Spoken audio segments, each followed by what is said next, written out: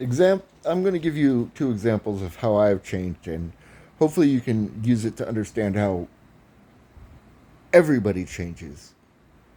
See, experience changes people. Like, I 10 years ago, I'd be making fun of myself. I'd be talking shit to myself because 10 years ago, I rented. I didn't own property. It wasn't mine.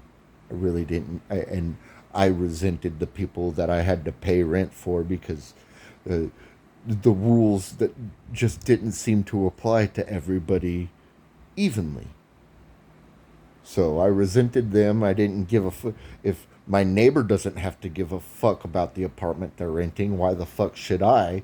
If my neighbor doesn't give a fuck about the property we're on, why the fuck should I? I was very fucking oh shit, what's the word? Um Maligned.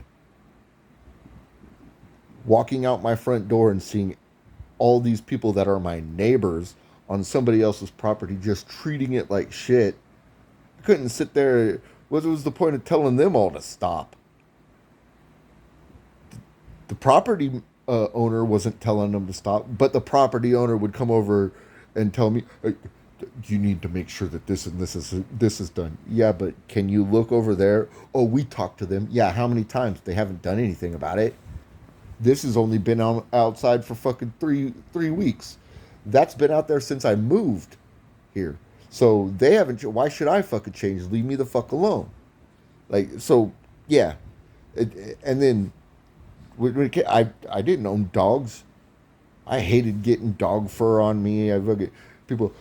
That's my. I'm the mommy. I'm the daddy. I don't do that still because I didn't fuck a fucking terrier or a Great Dane to get. But they're my boys. I feel like I'm the adopted parent. I don't call them. I don't. I'm not their daddy. Sometimes I've referred to myself as their dad because I kind of am. And when you adopt something, you are their dad, and they have distinct personalities. But I'd be made 10 years ago. I'd have made fun of myself for even saying that. I'd be making fun of myself because I'm covered in dog fur. I have two dogs. Fur is my life now. I've gotten used to it. My dogs, when they're happy to see me, will lick me on the face. 10 years ago, I would have been like, "Oh God, don't lick you lick your own butt." Now it's like, well, whatever. Mm, might as well lick my own butt at this point. Those are examples of how experience changes people. I have changed. That being said, experience also changed me politically because, like I've said many times, I used to be left leaning. And the first Trump presidency, I was, yeah, okay, I can see how people have a problem with Trump. He's saying this, he's saying that. And I don't think him calling people fucking names and shit is very presidential. And making fun of people is very presidential. And then Biden became president. And I saw the Democrats do the same exact shit. Same thing that they were bitching about 4 years ago. And I had to watch it because it was COVID. So I wasn't even allowed to leave my house to fuck it. Like I used like before COVID, I wasn't into politics because I had shit to do. But then COVID happened and I wasn't even allowed to leave my house in California. Meanwhile, the governor who is making it so I can't leave my house and I can't go to the doctor and I can't go to the fucking social security office and I can't go to the fucking welfare office and I can't do this or I can't do that. I can't go to the fucking government offices unless I have my papers. Papers, please. I had to get shots or else you can't do it. No, can't you can't participate in society. You nope. But the governor is going out and having private fucking dinners at a really expensive restaurant called the French Laundry in Napa Valley, wine country. And Nancy Pelosi is closing down an entire block so she can go and get her hair done and forcing them to open to do her hair and nails and makeup during COVID. I had to watch that from home because I wasn't able to leave. So I got to watch the hypocrisy. And that changed me too.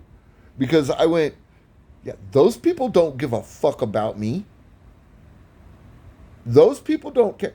And then as my mind started changing watching that, they started attacking me.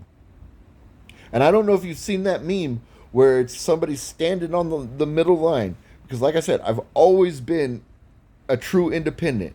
Someone standing on that middle line and going, I think both sides have a solid opinion. And the Democrat side pushes them over into the Republican side. And the Republicans pick them up and go, are you okay? And then the Democrats go, why are you siding with them now? That literally happened to me. That's why I side with them. I watched the hypocrisy. I watched the bullshit. I watched the evil. I watched the anger. I watched the hate. And I was like, this isn't you spoke a big game as soon as Trump became president. You were all about peace and hope with Obama, and then Trump became president, and it all of a sudden hate, forgetting the fact that Trump was a Democrat until he decided to run for president and realized the Republicans had nobody to run against Hillary Clinton. And he was like, it's more likely I'm going to win if I go with the Republicans. Until Trump announced that he was running for president as a Republican, the Democrats, including Hillary Clinton, loved him. So, the hypocrisy just didn't vibe with me at all. The hate, the anger, the uneducated, the unintelligent, the Kool-Aid, it all just started being self-evident to me the moment COVID happened, because I couldn't go outside and live my life and not think about politics. When COVID happened, I was inside. All I had was to watch politics and what politicians were doing, because I couldn't do them. If COVID never happened, who knows what political party I'd be leaning towards? Who knows what my mentality would be at? But because I was forced to stay inside unless I had my fucking papers, and then I watched people who were making the my body, my choice being ostracized and treated like shit. Could you imagine if the entire country started doing that to women that wanted to go get an abortion? Just ostracize them, treat them like shit, and force them to stay inside. Like, you can't even come outside anymore because we're too afraid you're going to kill your baby. That's what happened to me. You can't come outside anymore because we're too afraid you're going to kill a baby, your neighbor, an old person. Meanwhile, all of the nurses and doctors, during this time of all of these people dying, that I don't know anybody that died of COVID. I'm sure a couple people died, but not the hundreds of thousands that they were saying, to close the hospitals so the doctors and nurses could film TikToks of them dancing. I'm sure if they were busy and all these people were sick and dying, they wouldn't have time to rehearse, stage, storyboard, and produce videos of them dancing. That doesn't seem like something somebody that's in 24/7 emergency mode would have the time, energy, or effort to be able to do. But that's besides the point. The hypocrisy just hasn't stopped. Now that Trump's president again, the things that they were doing during Biden, all of a sudden they have a problem with. And they're going to have that problem until they get a president that they agree with. And then all of a sudden, they're going to do that shit.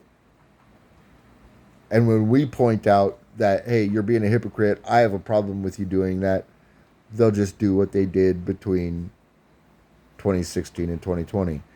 Cancel us. Remove us from social media. Censor our voices. Tell us to shut up, sit down, or we'll close your bank accounts. Shut up or sit down, or we'll throw you in jail for saying things we don't like, hate speech. They'll just do it all over again. They just want power. They don't care about you. They are the fascists. They are the dictators. They are the kings that you are walking around in the streets now fighting against. And you don't realize that you're on their side. You're giving them the power they want to become those things. But stupid is as stupid does, right?